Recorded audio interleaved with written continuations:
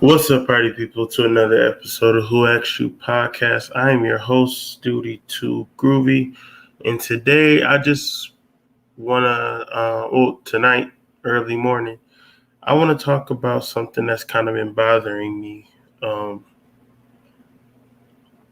So I don't know if anybody else thinks about this, but I kind of get angry and I get sad when I think about the fact that our ancestors got snatched from our land. So that literally took away our chance to live through the culture, learn the traditions. Like, even if we trace our lineage back, it's still just a guesstimation. And I think that the world does not have empathy for that. For the fact that we don't really truly know where we're from. We just know a certain area, and I recently had to question, would I even want to go to Africa, because one of my favorite cultures is South African culture. I love their music. I love, the way they dress, the language that they speak. Zulu is a very, very, very beautiful tongue, a beautiful dialect. I even tried to learn Wolof. I know how to speak a little bit of Wolof. And it's just, you would think that, our brothers and sisters from across the water would have more empathy and reach out to us more and love us more, but they really don't. And I wonder if I would even want to visit Africa, because it's no different than how white people treat us here. Very dismissive, very disrespectful. And you might be wondering what I'm talking about. So I'm going to explain it. There's this video of this little black girl in an African village being picked up and swung around by some white lady. And they're all cheering and praising, and they got music in the background. Da da da. I commented to the people who posted it to stop doing that, because that's promoting more foreigners going over there and poisoning the children with vaccines and other things, right? And I had several African people attack me, talking about, oh, you don't know what you're talking about. there's a lot of good white people, yada yada yada. You know how it goes. Massa, a whole lot of massa been good to me type thing, and that didn't really affect me because I understand that mentality because we deal with it here. But what I didn't like is this guy, and I'm going to show you exactly what he said. But he was kind of comparing slavery and apartheid, and he felt like the apartheid made him more superior to us, I guess. Like, how are my ancestors being snatched away from our home any different from colonizers coming over and killing you on your land? Like, I'm not understanding that mentality that this guy had, but I want to show you what I'm talking about.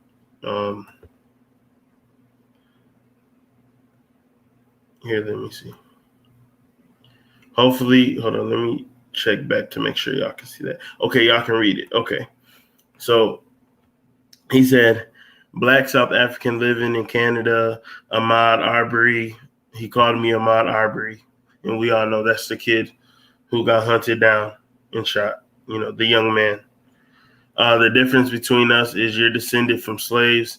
We are descended from apartheid. We are not the same.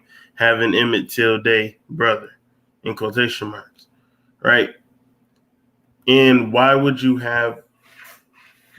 attitude be that? Because we're all melanated and we've all been mistreated by outsiders, by foreigners, by colonizers, which what I was trying to protect us essentially from. And he goes on to say some other dumb shit. More American lies, just like your bleach drinking politicians. You have no African passport and you live in COVID Death Valley. So you can't lecture anyone. You can't even protect your own kids from COVID. Your schools are closed.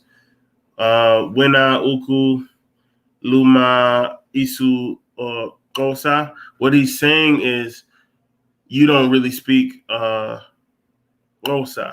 And that's a language that I've been studying in a lot of the music that I listen to is that language. So when I told him that, he's pretty much saying, like, I'm lying. No wonder your Atlanta police beat you guys up all the time. At least I can go jogging while black. It was some more idiocy. Somebody said I had a personal vendetta against white people. Okay, here's the idiot again. Our ancestors, dude. Apparently, you're American, not African. What's this? Our business.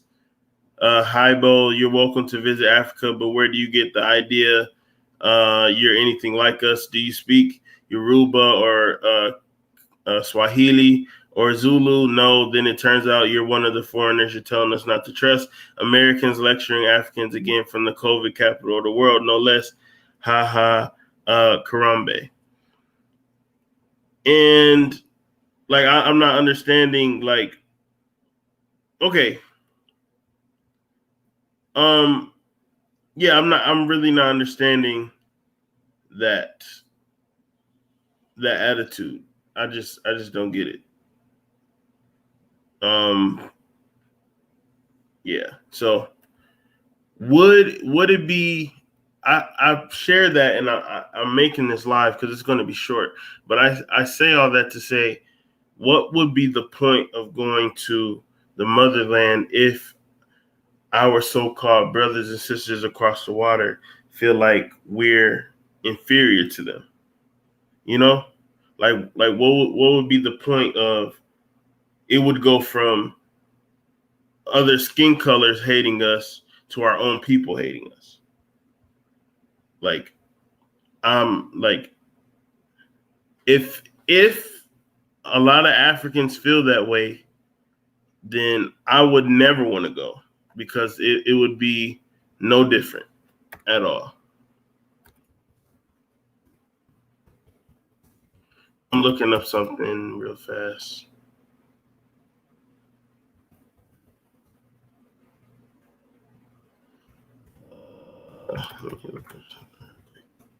Because I mean, it's not.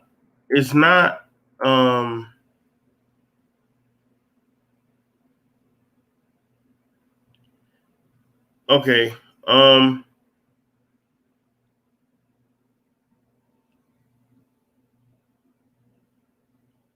Let me see. I already found what I want to play, but I'm just looking to make sure it's not a better video.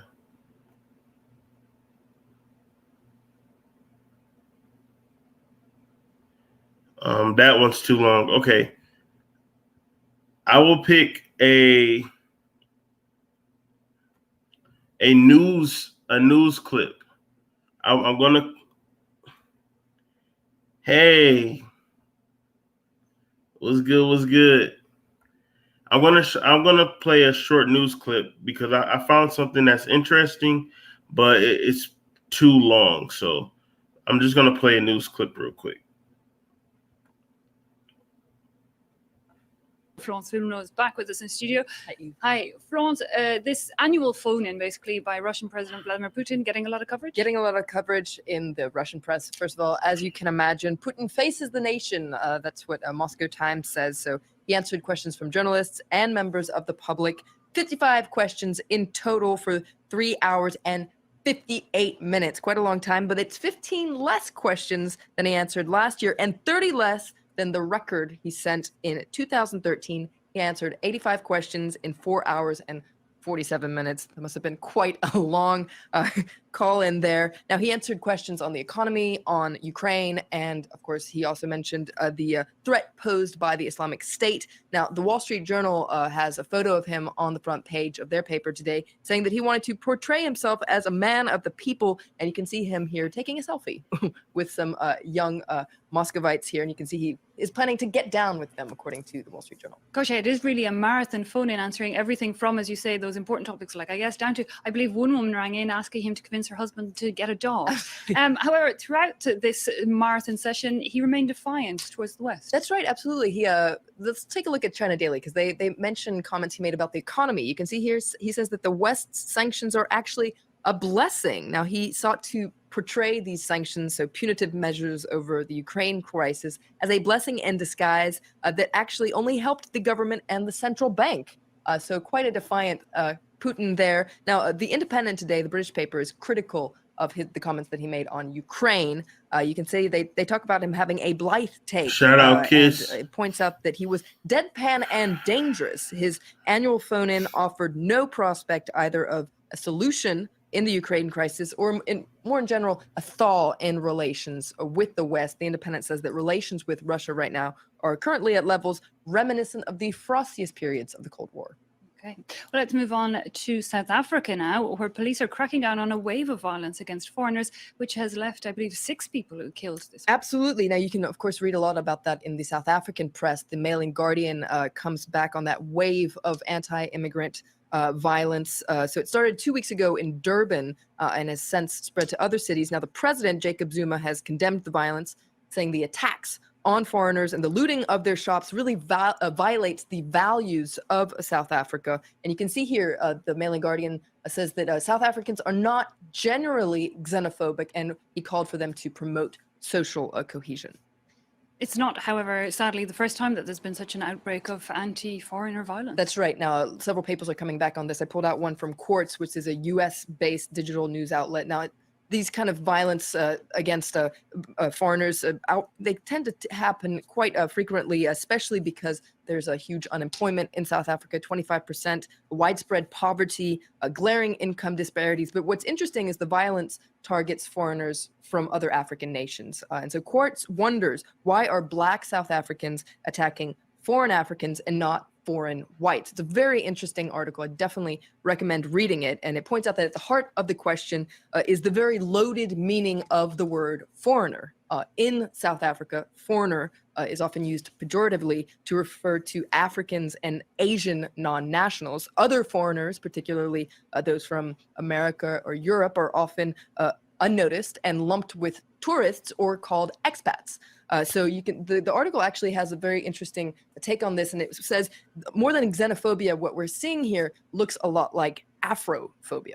Okay, but then there are other papers calling on Africans to stick together. Absolutely. Let's go back to the Mail in Guardian. It's an opinion piece by Kagure Mugo. He says, listen up, Africa. We need to stick together in this global village because we are each other's last hope.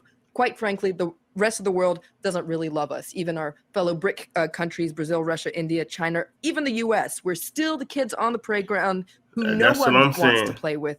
And the article actually calls for a new Pan-Africanism. Okay. Now, finally, a word on an odd friendship between machines and workers in factories. Okay. Absolutely. There's been a wave of articles in the press recently about how... my point of playing that is just to show, like, I'm not understanding why African Americans get so much hate around the world. Like, we are the most disrespected and hated group, even though, truth be told, we move mountains through this bitch by our every single thing that we do. Everything that we do, the world takes and monetizes it.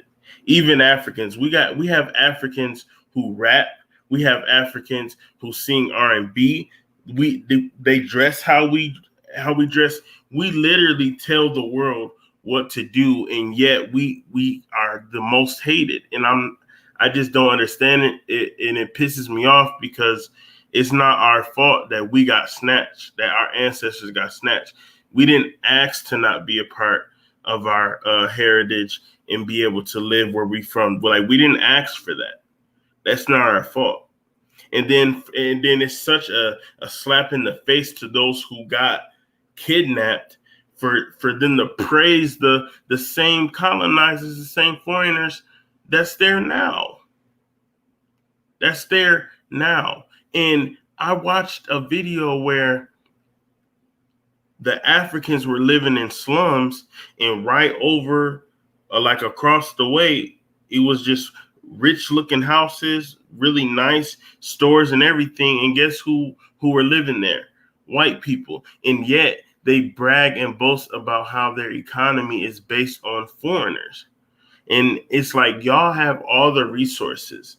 So you don't think that's an issue, that you literally are at the whim of people who are not from your land, but then you spit on us and you think that you're better than us when if like you're worse. Like the worst thing to me is a African Christian. You know why? Because you lived in the motherland. You grew up in the motherland. You have all the artifacts around you. You have something that we could never have. You know exactly where you're from. You have your traditions. So how could you bow down and praise Jesus? You bowing down to praise Jesus on the Holy Land, and you think you're better than us. It pisses me off. It really does. It pisses me off because it's not fair. Like when I listen to African people speak, I kind of like get upset because it's like, damn, I know that that's my dialect, and something inside me knows what they're saying, but there's a veil there because, you know, that part of me got snatched. Like, tell me in the chat, have y'all ever felt that way when y'all like listen or learn anything about Africa? Is there like a sadness to the knowledge? Because I get sad. Like I honestly do get sad because it's like, damn, those are my people. Like, because on my father's side, we're from Ethiopia.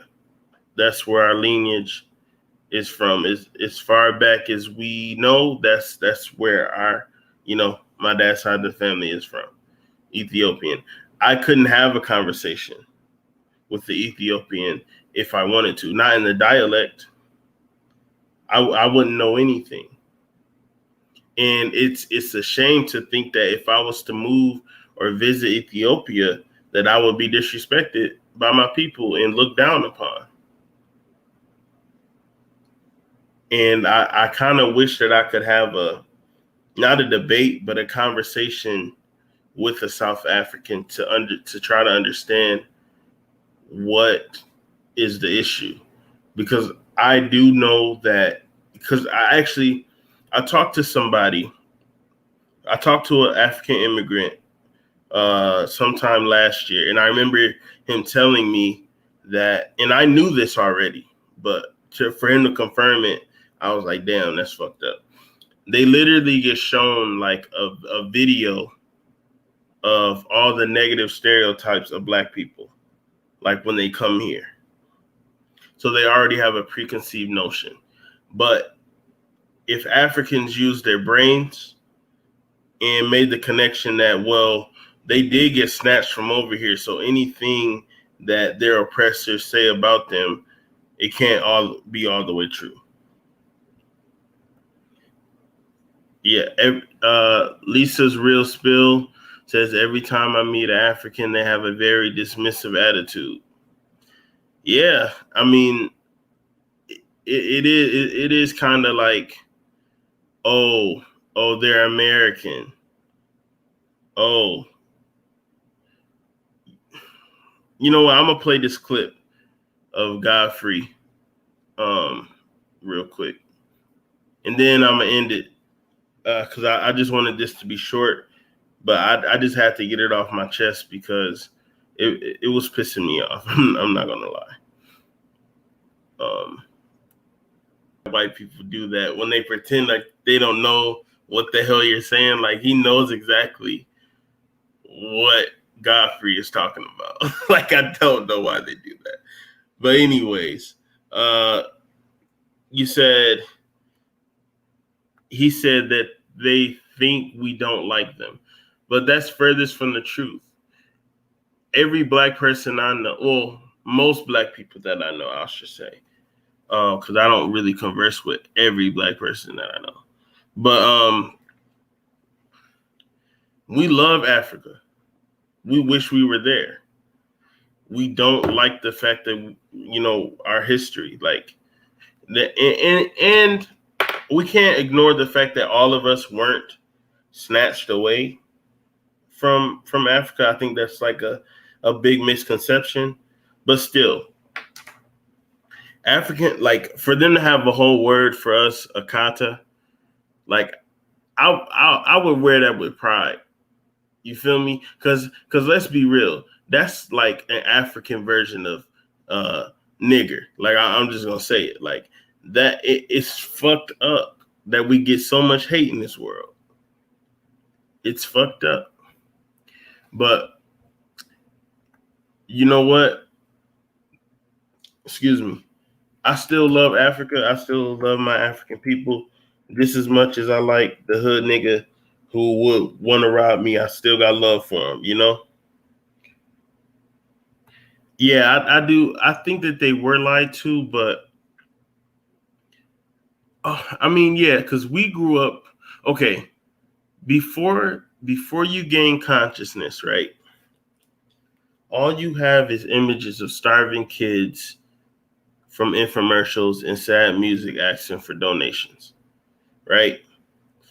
And I can see how they would probably formulate their opinions on Black people from music videos, movies, the news, all that kind of stuff, right? Like, I get it. I understand that. But you have to take personal responsibility. Just as much as Black Americans study and learn the true history of our African ancestors, they need to look into the history of the Akata. Oh, I wish I had put that as the title of this live. That's a fact. We were. But isn't it crazy How special? I'll put out in the live with this question, and then I'm gonna play the same video that I had played at the beginning of this, so I can end it the same way. How amazing and how spiritual are we to still love and yearn for Africa? Even though we were lied to, even though we're casted away, even though they feel like they are better for us, our spirit still yearns for Africa. And I feel like that puts us above all of it, all of the hatred, all of the lies, all of the misconceptions of being a black American. Like we are so above and beyond every group you can think of. We built I'll put it this way. We built the nation. How about that? We for the most part, like Godfrey said something very important. The Dutch went over there, snatched people, and took over the land, right? They praised them for slaughtering them. And we are constantly battling every day and reminding our oppressors. For the most part, while we do got some, raccoons, in our bloodline, you know what I'm saying, in our people. But for the most part, we are not letting them forget. We are elevating and we are perfecting ourselves while they're kissing the feet of their oppressors to this day. And that's what makes us better. That's what makes us great. That's why Africans need our spirit, our fighting spirit, because apparently they couldn't have handled what we did because we're still standing and they're kissing the feet of the oppressors.